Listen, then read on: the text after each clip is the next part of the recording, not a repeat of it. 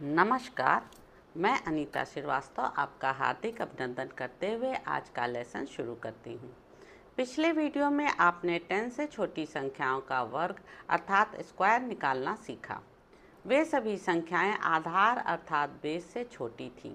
10 से ऊपर की संख्याओं के बारे में क्या? हम पिछले वीडियो की तरह ही काम करते हैं, लेकिन घाटे से और अधिक कम करने के बजाय हम अधिशेष या अधिकता अर्थात सरप्लस से संख्या को और अधिक बढ़ा देते हैं। मान लीजिए हमें 11 का वर्ग अर्थात स्क्वायर ज्ञात करना है। हमारी मानसिक कार्यप्रणाली अर्थात मेंटल प्रोसेस में निम्नलिखित क्रमिक चरण अर्थात स्टेप्स होंगे। स्टेप 1, हमें 10 की निकटतम घात अर्थात पावर, इस केस में 10 को ही अपना आधार अर्थात बेस मान लेना चाहिए। स्टेप 2, चूँकि 11 10 से 1 ज़्यादा है, इसलिए हमें इसे और भी 1 से बढ़ा देना चाहिए और इसे अर्थात 12 को उत्तर के बाएं भाग के रूप में रखना चाहिए।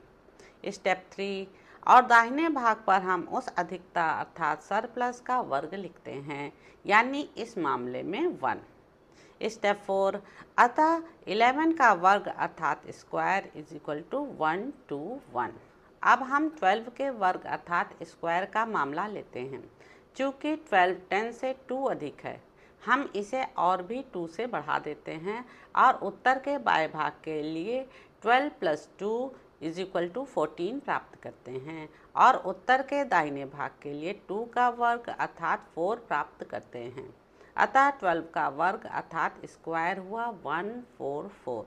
इस तरह से 13 का स्क्वायर हुआ 13 + 3 इज इक्वल टू 16 और 3 का स्क्वायर है 9, अतः 13 का वर्ग हुआ 169।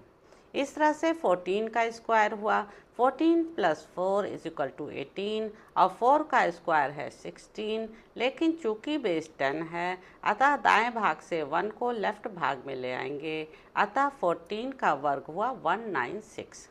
इस अंक में आपने सीखा कि आधार अर्थात बेस के आसपास की संख्याओं का वर्ग कैसे निकालते हैं।